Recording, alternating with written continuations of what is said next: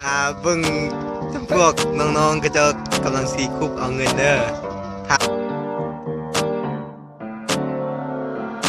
เบิ่งพร้อมกันว่ามันจะเป็นยังไงว่ามันจิตตลกสันใด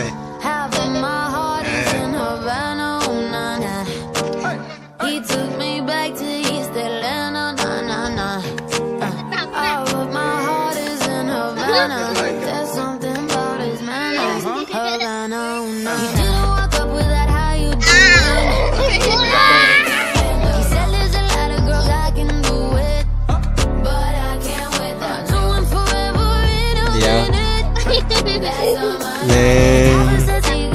สองสาม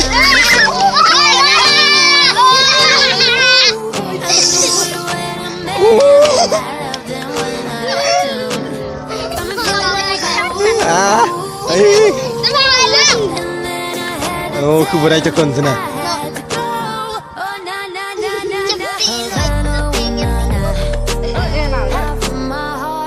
เดี๋ยวไอ้เปลี่ยนเงินก่อนไอ้เปลี่ยนเงิน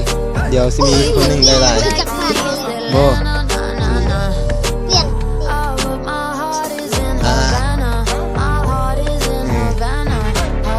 เบี่ยงเดียวเอาเด้อสันบ่ได้จักคนนะ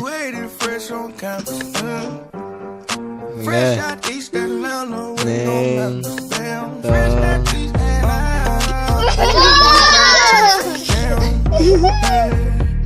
หนึ่งสอง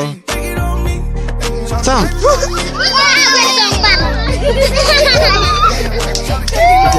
เขาจีไล่นั่นนะคนใดเอาไหมหนึ่งสองสาม